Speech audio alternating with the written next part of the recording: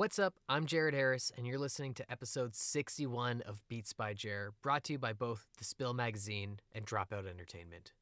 Today, I am stoked to be chatting with Liam Cormier, founding member and lead singer of the Canadian punk and hardcore titans, Cancer Bats. 20 years ago, the band made their explosive debut with the release of Birthing the Giant, a record that was propelled forward by songs like Pneumonia Hawk, French Immersion, and Shillelagh, all of which have remained staples in the band's catalog.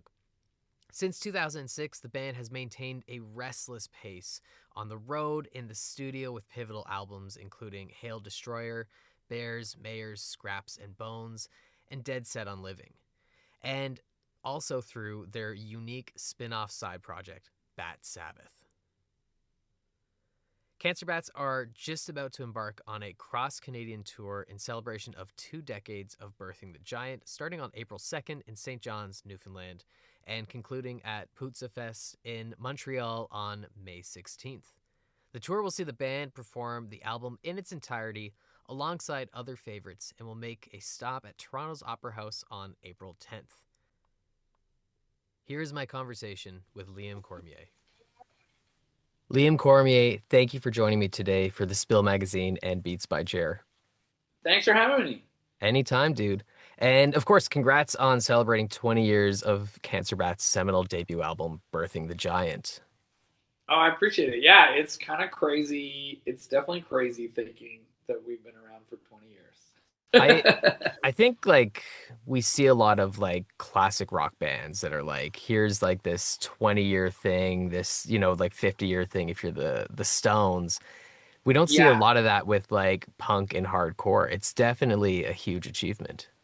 Yeah, no, I think exactly like we all grew up being used to like 20 years and 30 years being like kind of these like old bands on the radio that, you know what I mean, that like Yeah. wouldn't tour. And it was only starting with some of those like hardcore bands and punk bands that you were like, oh, these are bands that have like still been, touring and active and like doing the thing. So it's definitely like cool to kind of like consider ourselves in that world now.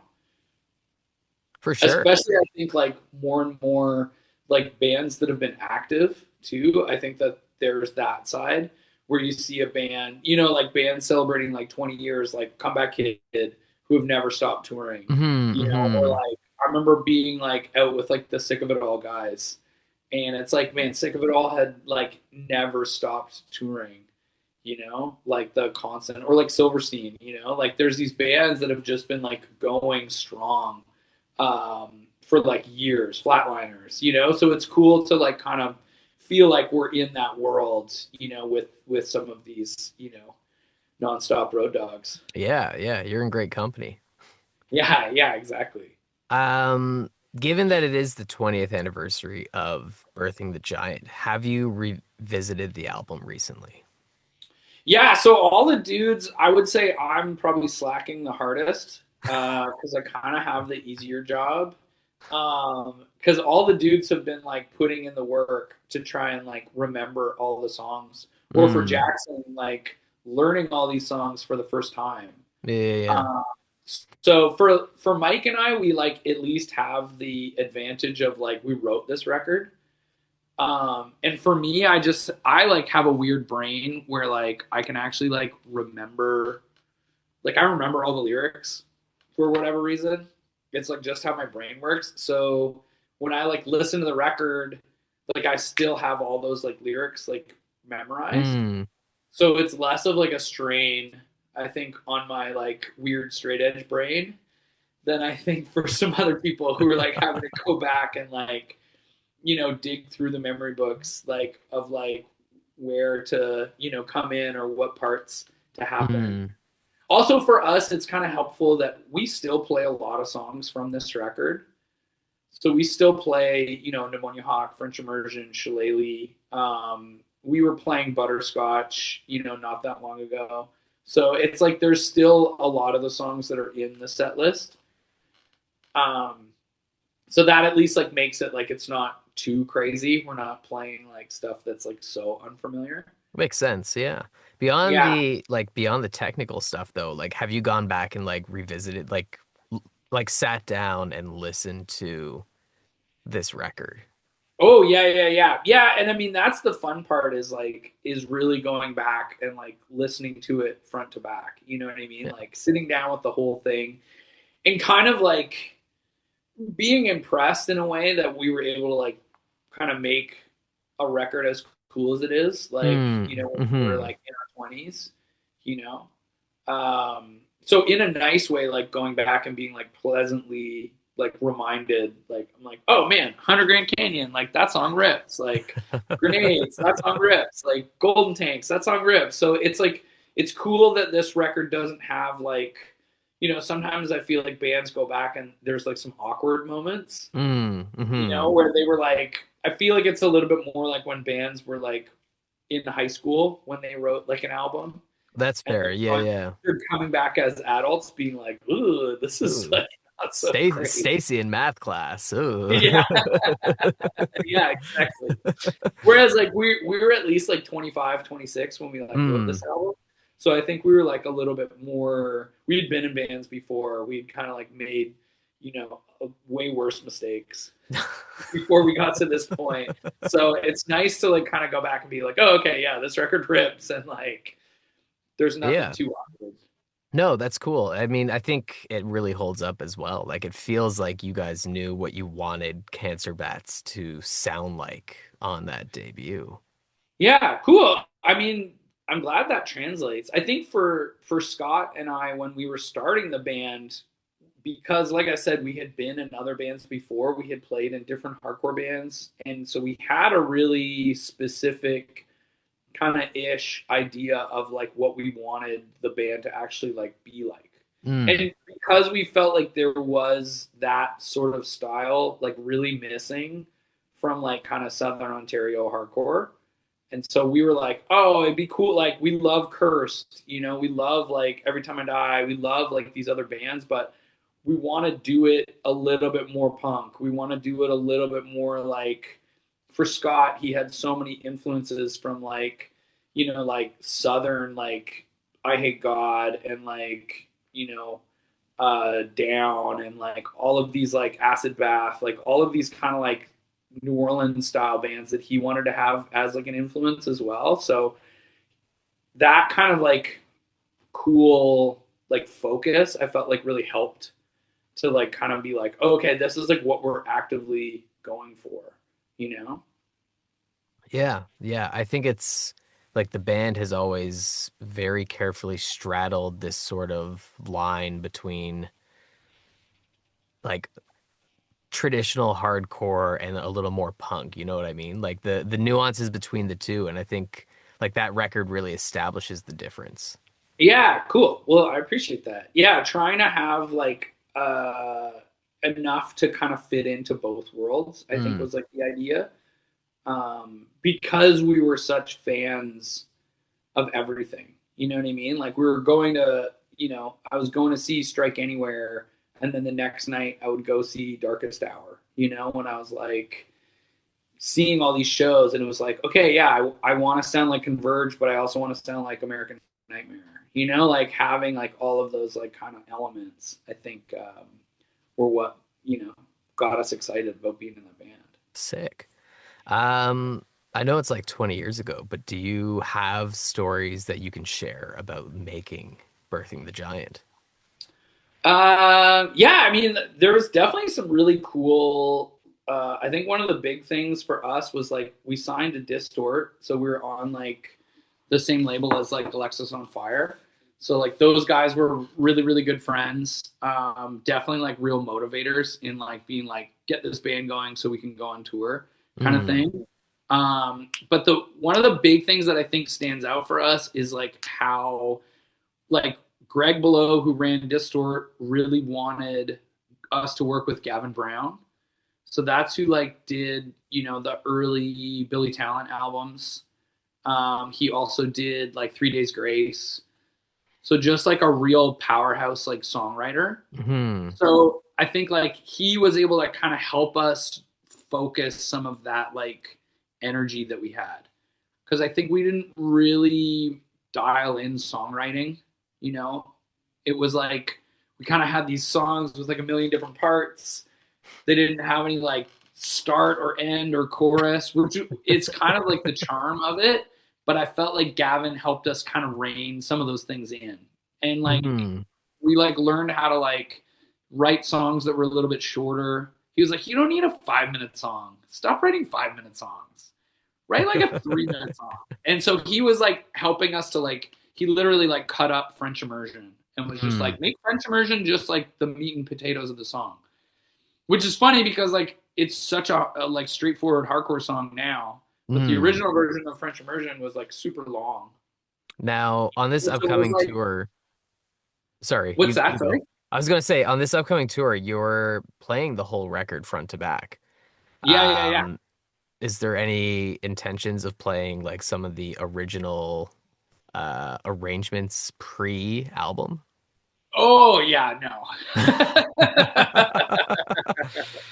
Yeah, no, there's no way we could even I couldn't even tell you. Fair, Um fair. yeah. Because that's the funny part too. Like now we have digital copies of demos. Hmm. Like back in the day, we had demos on cassettes. Like Yeah. there's no digital, we couldn't record in the jam space. Like there wasn't any like digital stuff happening. So there's like no versions of that. Maybe on a burnt CD somewhere. Mm. Maybe Scott has it, but yeah. And it's funny too because there's even a few moments like where we're like revisiting, a song like Death Bros.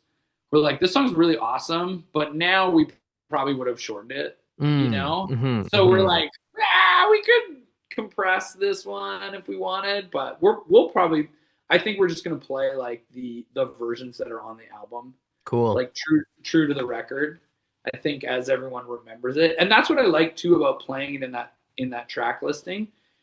Because 2006 was still like an era where people would put the album on like in their car Yeah. and listen to the whole thing front to back.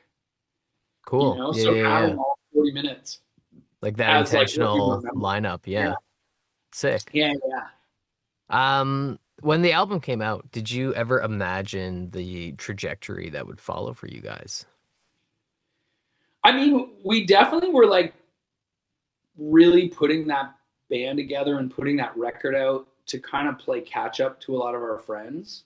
So for us, we had, like I said, like the motivator of like Alexis on Fire, Billy Talent, Comeback Kid, Silverstein. We had all these friends that were touring internationally and kind of like telling us, like, you can do this. You know what I mean? Like, just put this record out. We're going to go on tour. Like, you just have to do it. You have to make sure the record's good. So work really hard at that. But kind of we had that trajectory in mind. So right when we put the record out, like we got to tour all of North America with Alexis on Fire. We also toured the UK with them, and we did like a full European, Scandinavian tour with them. So it was kind of like in the cards Mm. right off the bat. So we like, did that. Then we met up with Monine in the UK, and we like toured extensively in the UK with Monine by like December of 2006. So it was sort of like for that, first 6 months, like that was like the plan. Like, okay, record's gonna come out, then you're just gonna like do all of this touring, and then we just kind of kept that momentum. Like, okay, this is all we want to do, so we're just gonna keep going on tour. Hmm. We're gonna keep doing it. So a little bit of like not in like a cocky way, but more in like a very like we had set up our lives so that we didn't live anywhere. You know what I mean? None of us had apartments. None of us had bills. No one had a dog. Like we were Mm. just like, we're just going to live on tour and be in this band. So Yeah. we kind of lined up like all of those or made those sacrifices to be able to just like hit it as hard as possible. Yeah. And it worked out. Yeah. So it was like a bit of that gamble, but it was just like, man, this was the design. We weren't looking to make money. We were just looking to go on tour. Yeah. The title of the record, like it turned out to be like pretty prophetic for you guys, like birthing the giant. Like it became so Yeah. much bigger than like that record. But I am curious, like what does that title mean to you? I mean, the whole visual of the like woman giving birth to the boat, that was like a funny idea that I had for a music video that I was like pitching to like Mark Ricciardelli, who like directed all the videos. That we were like, before we had even done the record, I had met him on like another. I was doing a video for like another band. I was like acting in the video, and so we were joking about this idea of like, how could we like have like a woman giving birth to a boat? And I was like, and we'll call the song "Birthing the Giant," and it'll be like this really funny like visual of like her giving birth to a boat. And it was just this like weird concept that I came up with.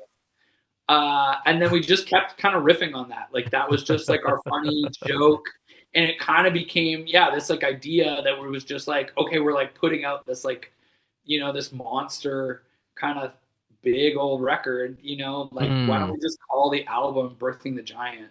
And we'll still have that idea of like the imagery. And then we asked our friend Alex Snellgrove to do that illustration. So that's what the album art ended up being, was just like from this like kooky video idea that like we never did. But yeah. That's cool that it like made its way into some other element. Yeah, The I feel artwork, like the title, sometimes, yeah. yeah, it's just like our band is all about just like riffing on stupid ideas. Mostly that I feel like I start these stupid things because I'm just like always talking and like just like spitballing weird ideas whenever we hang out. And then we're able to like somehow incorporate it and like make it a part of the band. I mean, I think that's a great segue to the title of the band, Cancer Bats, versus what was almost Pneumonia Hawk. Yeah, yeah, yeah. Same thing. Where did that come from?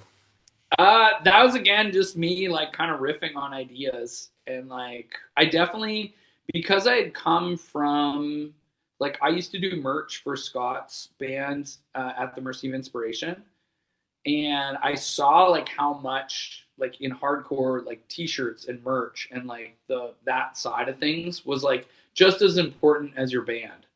So like having a cool band name, like you got to think of how like it's going to look on a t-shirt. And then you're like, what can I like do to go along with that? So I was like, oh, a hawk. I could put hawk wings on everything, or a bat. I could put bat wings on everything. And then Cancer Bats won out because no one could spell Pneumonia Hawk. Okay. Yeah, and then I was just like, it's kind of just catchier. It just like stands out. Yeah. Okay. Fair. And then my other thing was that I didn't want a band name that like was taken, you know, like I didn't want there to be like another band called whatever in like another city. So I was like, oh, there's I don't even have to Google it. There's no band called Cancer Bats. Yeah. Like I know that for a fact. So I was just like, sick. This is the name. Like this is what we're going with. And that kind of just became the driving force. And Scott was super into it. So when it was just the two of us, he was just like, hell yeah, that's a sick name. Yeah, it's dope. It makes sense for what we want to do. So then Pneumonia Hawk survives as a song on the record. George from Alexis on Fire does guest vocals with you on that one. Yeah. How does that come about? Because obviously, like, as you've mentioned, you guys are friends at this point. Like, did the song emerge first, and is that what kind of like led to the friendship and the tour, or was it vice versa? No, the friendship was definitely like I've known those guys like since before Alexis was a band. Oh, cool. Okay. Yeah. So I knew like George from going to hardcore shows, specifically like in Oakville. That's like where I met Scott too, was like going to hardcore shows. So we all kind of just met from being part of that Southern Ontario scene. So yeah, when George was starting Alexis on Fire, like Scott was in At the Mercy of Inspiration. I was singing in a hardcore band called Vincent Black Shadow, which was like a screamo band that was from Oakville. And so then Alexis was around. So like Vincent Black Shadow, At Moi, Alexis, like Silverstein, we used to all like play shows together when I was in that band. And then that's how we all kind of became friends. We used to like, you know, we would all play with like Searching for Chin from Windsor was there. You know what I mean? It was like, there was such a cool little like DIY scene. Yeah. So then obviously Alexis started, and then they started like getting really, really big. So again, that was where like we had this connection. Like Scott even like filled in on guitar for Alexis.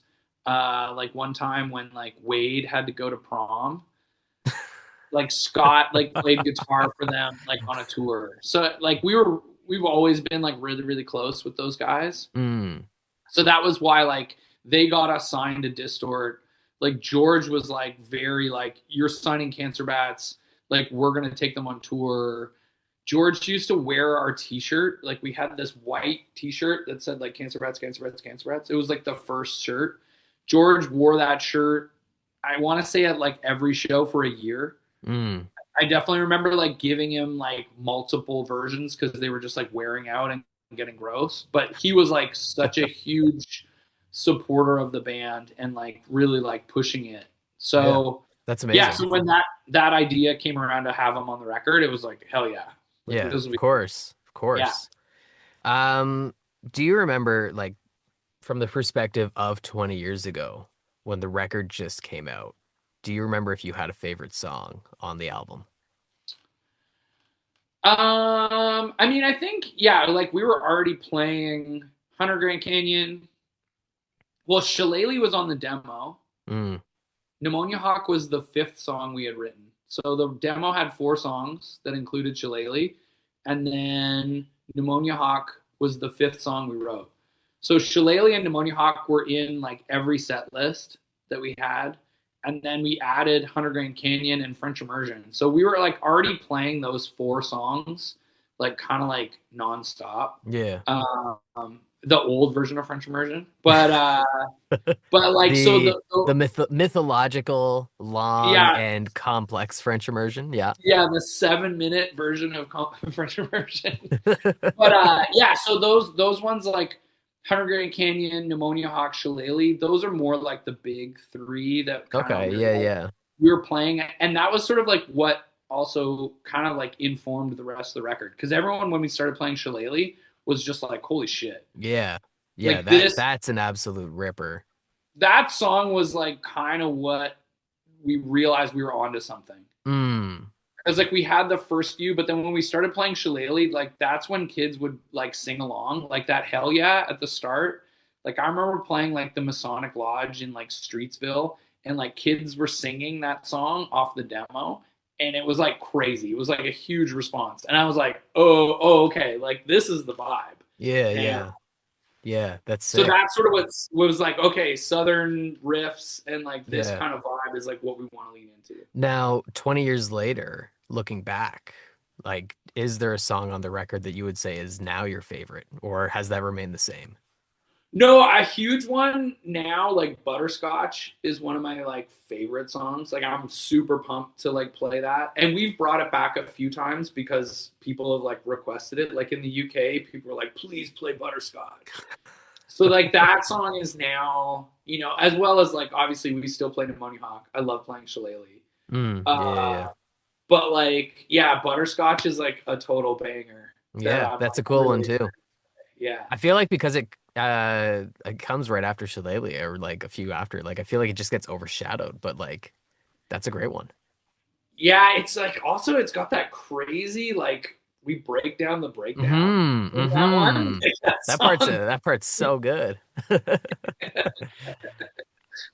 Um, so you guys are going on tour. We've discussed that like the plan is to play the entire record front to Yeah, back yeah. as if you're putting your CD in the car, which is a super cool idea.